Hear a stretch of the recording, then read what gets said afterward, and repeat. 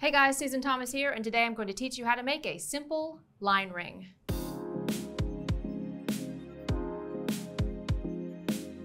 So for those of you who are wondering, this is the infamous line ring that I always wear and make on the Jewel School set. So if you're looking for that line ring, you've come to the right place. Let me go through some of the tools and supplies you're going to need. First of all, you will need some wire. I am going to be using 16 gauge wire for the base and 24 gauge wire to wrap the beads on. Then you will need, of course, a ring mandrel so you can size your ring. And then just basic tools, round nose plier, chain nose plier, and flat nose plier, and a flush cutter.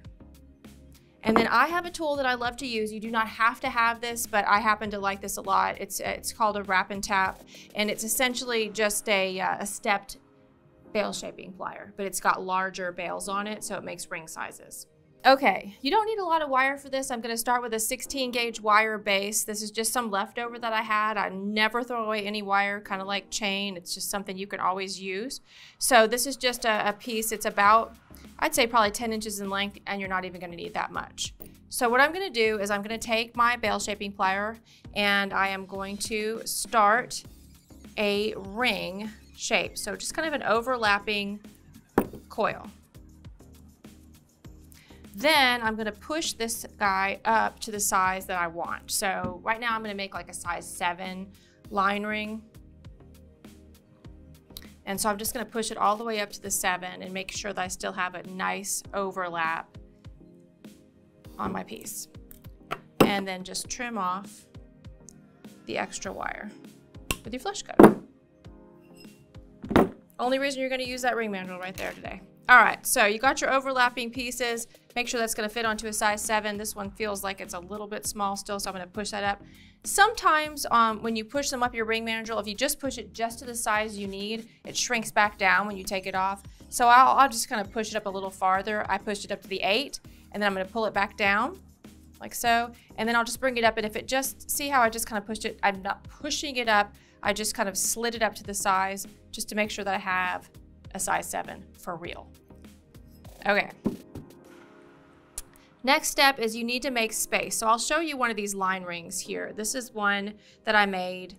That's probably the original one I made. Maybe not, I don't know. I made this one a while ago.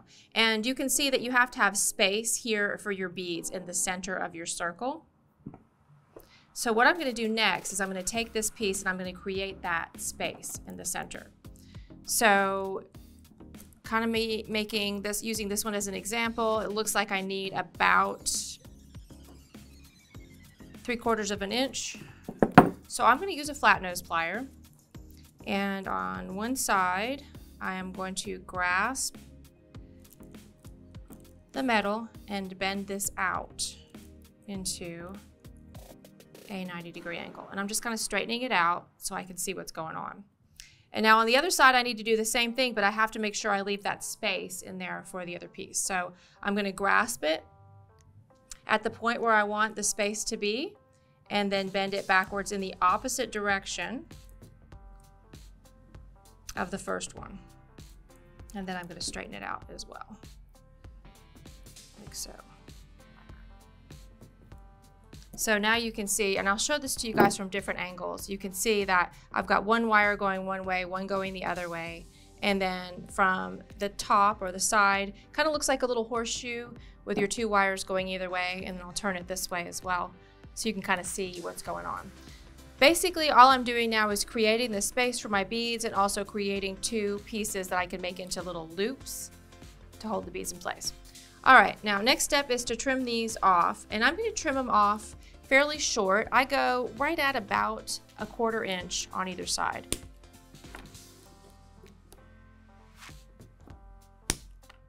Just like so. And you want to make sure they're about the same. And if you guys are measurers, you can get out your measuring tape and you can measure this exactly every single time. I am an eyeballer, so I don't measure it. I just know that I'm using about 1/4 inch on each side. So just trim that just a little bit. There we go. That's it. Now, what I have learned about these rings, as I've made several of them, is that the loop on the side of the band right here of the line needs to be small. If you try to make it too big, it sticks up and it doesn't look very good. So what we're gonna do is we're gonna use a round nose plier to make these loops, as opposed to using like a bale shaping plier or something a little more sturdy. It's not as easy to do with a round nose plier because the tip of it's obviously going to be small and it's not going to hold it quite as tightly as a bale shaping plier would.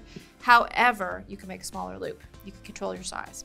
So what I'm going to do is I'm going to work pretty low down on my round nose plier close to the tip and roll this into a small ring. Now the advantage of using a bale shaping plier here would be that we would know that the rings on both sides would be exactly the same size. So since you're not using a bale shaping plier, you're gonna have to pay attention to your plier. And one of the things I tell people on round nose pliers like this is if you can't remember where you worked on the first loop, best thing to do is just mark your plier with a permanent marker before you get started. Then you always just work on that mark. Like on your mark, get set, go, get it, okay. I know I'm not funny, but I try really hard. Okay, so I'm just gonna grab the end here and do the exact same thing on the other side. And just bring that into a loop, like so. And those are pretty close to the same size. I'm pretty happy with that. Just close that up. All right, so now my loops are all kind of crazy. They're all over the place, and I want them to be directly across from each other and sitting straight up. So I'm gonna take my flat nose plier and just kind of get them so that they are in the same place on the ring. And then so that when you turn them to the side like this, you can see through them. So I'm holding it, I'm just gonna hold it this way so you can see. You could take another piece of wire and you could go straight down through those two loops just like that from the side. And then if you turn it this direction, you can see I could push the wire through those two loops this way, like so. That's how it should look. Now we're gonna check our size, make sure everything looks good. Bring it back to your ring mandrel. There's your size 7. There is your space. See how we did that? Perfect, ready to go. I'll tell you guys, you do not have to use Heshi beads to make this ring. I love to use Heshi beads, love to use turquoise because it's pretty, but you can use any bead you want to do this. And just case in point, I've got a few here. There's 1, 2, 3, 4 that I've done with the Heshi, but this is done with some rondelles. This is one that everybody always notices. It's just 3 little kind of 6mm rondelles. This one's with rondelles. This one is with a pearl with 2 sparkly rondelles on either side. This one's done with some labradorite Heshi. This is done just with a single pearl, and this is done with just a single bead. So any really 5 to 6mm-ish size bead is gonna work for this project. So now I'm ready to go. What you wanna do next is string your beads onto your 24 gauge wire. And I went ahead and did this in advance because I wanted to shade my beads a little bit. So I used the darker turquoise on one side and the lighter turquoise on the other side. And that's just a basic 24 gauge wire, and I started with about, I don't know, 6 inches. So next step is to get your beads into place in the center here. I had one too many, so I'll just pop that off. And hold it in place, and then on one side, you're going to want to wrap that 24 gauge wire around the shank of the ring. And I like to go 3 times. 1, 2, and 3. And you can see how I just kind of stacked those wires together so they look really pretty. If your wires end up kind of loose, you can take that chain nose plier that we have on the side, just kind of squeeze them together. And I'm just gonna grab my flush cutter and trim off the extra wire right there and use the chain nose plier to press in the end. And then on the other side, there's a couple different ways you can do this. I like to open up the ring on the side, that loop you made, with my chain nose or flat nose plier just a little bit, and then bring the wire up and into that loop.